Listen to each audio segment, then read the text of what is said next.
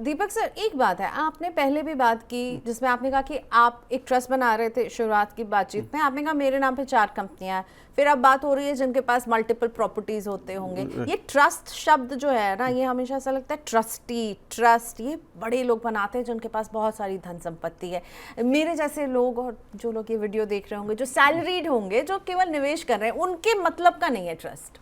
Ma'am, एक आम middle class आदमी अगर इसका दिल्ली में घर है, 2 करोड़ रुपए का घर होगा कम से कम, 40-50 लाख रुपए के शेयर्स और म्यूचुअल फंड होंगे, 2.5 करोड़ रुपए हो गए, और 40-50 लाख रुपए का और सामान होगा, 3 करोड़ रुपए हो गए आपके पास, राइट। आपके लिए 3 करोड़ रुपए कितने इंपॉर्टेंट है? बहुत ज्यादा है। मेहनत से हम कमा रहे हैं, निवेश इसको कर रहे हैं, प्रोटेक्ट करने में अगर 1-1.5 लाख रुपए खर्च हो और आपकी पीढ़ी दर पीढ़ी ये प्रोटेक्ट होता जाए, तो क्या ये महंगा सौदा है? राइट। ये प्रॉपर्टी के ऊपर है ही नहीं कितना पैसा है। तो ये मिथ हमें नहीं रखना चाहिए कि सिर्फ बड़े लोग बनाते हैं ट्रस्ट। सैलरीड लोग जो अपना धन इकट्ठा कर रहे हैं, निवेश कर रहे हैं। चलिए, मैं आपने मुझे मना किया था, फिर मैं आपसे एक क्वेश्चन पूछता हूँ। आपने लाइफ इंश्योरेंस पॉलिसीज ली हुई है? बिल्कुल। आपका एक उद्देश्य है कि मुझे अपने बेटे को विदेश भेजना है, उसके लिए आपने SIPs कर रखी है। अगर आपको कुछ हो गया तो क्या गारंटी है जो पैसा आपने SIP में किया या इंश्योरेंस में है, ये आपके बेटे की पढ़ाई पे यूज होगा आपके बाद? नॉमिनी बने हुए उसमें। नॉमिनी कहाँ यूज करेगा, इस पे आपका कंट्रोल है? नहीं, पर मुझे भरोसा है कि वो करेंगे। मैं भरोसे पे छोड़ूंगा ही नहीं। मैं ये सारा पैसा आपकी ट्रस्ट में डाल दूंगा, आपकी लाइफ इंश्योरेंस को असाइन कर दूंगा ट्रस्ट में, आपकी SIPs ट्रस्ट से चला दूंगा, और ये इंश्योर करेंगे कि वो ट्रस्ट का पैसा इस्तेमाल हो सिर्फ मेरे बेटे की पढ़ाई पे। ओके। अब कितनी बड़ी गारंटी है ये कि मेरा जो सपना है, मैं रहूं या ना रहूं, ये पूरा हो गई, राइट। और बाई चांस वो पढ़ाई के लिए नहीं जाता, मैं एक एज पे उसको दे दूंगा पैसा कि चलो अब तुम पढ़ाई के लिए नहीं गए, कोई बात नहीं, बिजनेस के लिए पैसा ले लो मुझसे, राइट। पर आपके लिए गारंटी कितनी मायने रखती है ये? बहुत बहुत ज्यादा मायने रखती तो है। इसलिए तो बिल्कुल गलत बात है कि ये एक आम आदमी को नहीं लेनी चाहिए। अगर आपको अपने गोल्स को प्रोटेक्ट करना है, अगर आपको अपने उद्देश्य को प्रोटेक्ट करना है, तो ट्रस्ट के थ्रू निवेश करो। लाइफ इंश्योरेंस पॉलिसी खरीदो, टर्म पॉलिसी खरीदो, जरूर खरीदो, उसे असाइन कर दो ट्रस्ट में।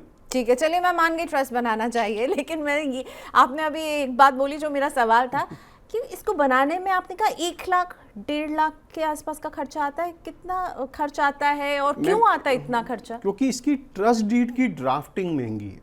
ओके। मुझे एक ट्रस्ट डीड ऐसी ड्राफ्ट करनी है, और ये हर एक व्यक्ति के लिए अलग ड्राफ्ट होगी। इसका ऐसा नहीं कि सेट फॉर्मेट है, मैंने फिल इन द ब्लैंक भरे और हो गया।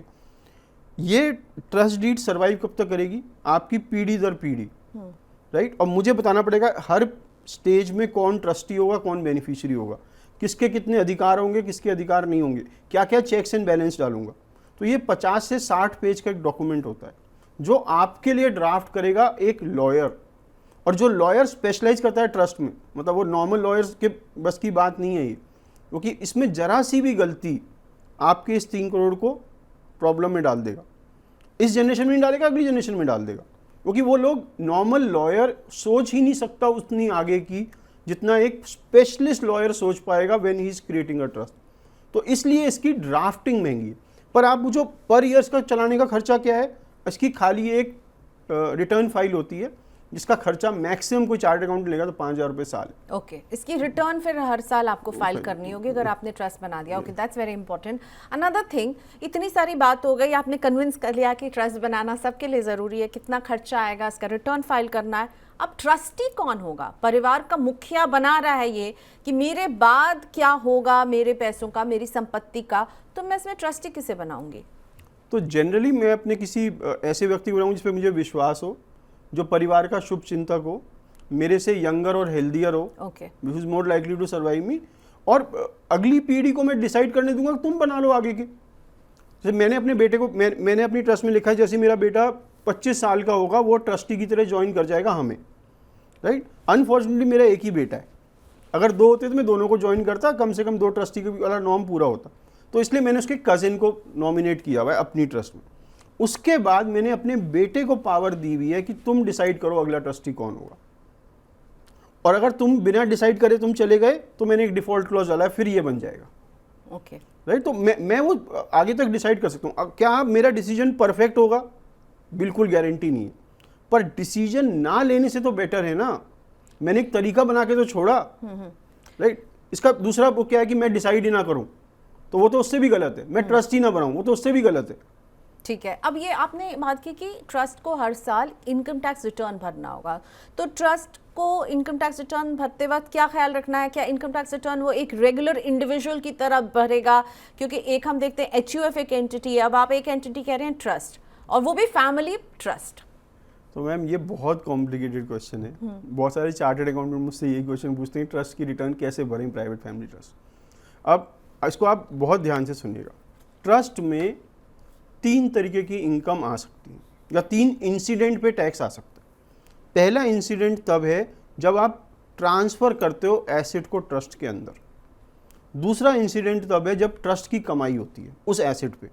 तीसरा है जब ट्रस्ट उस एसेट को बेचती है। इन्हीं 3 जगहों पे इनकम टैक्स अप्लाई होने के चांसेस हैं। अब मैं पहला इंस्टेंस बताता हूँ, जब आप ट्रांसफ़र कर रहे हो पैसे को ट्रस्ट में। अब इसमें टैक्स लगेगा और कितना लगेगा ये इस बात पे डिपेंड करेगा आपने ट्रस्ट कैसी बनाई। अगर आपने रेवोकेबल ट्रस्ट बनाई है, रेवोकेबल मतलब सेटलर पे अधिकार है कि इस ट्रस्ट को कभी भी वापस कर ले, रिवोक कर ले, ऐसे केस में ट्रांसफ़र पे कोई टैक्स नहीं लगेगा, क्योंकि इनकम टैक्स एक्ट कहता है revocable transfer of a capital asset is not a transfer. वो उसे ट्रांसफर मानते ही नहीं। सिविल लॉ मान लेता है ट्रांसफर है, इनकम टैक्स कहता है ये मेरे हिसाब से ट्रांसफर ही नहीं हुआ, तो ये मानेगा कि ये सेटलर के पास ही रहा प्रॉपर्टी, क्योंकि उसने रिवोक करके दिया।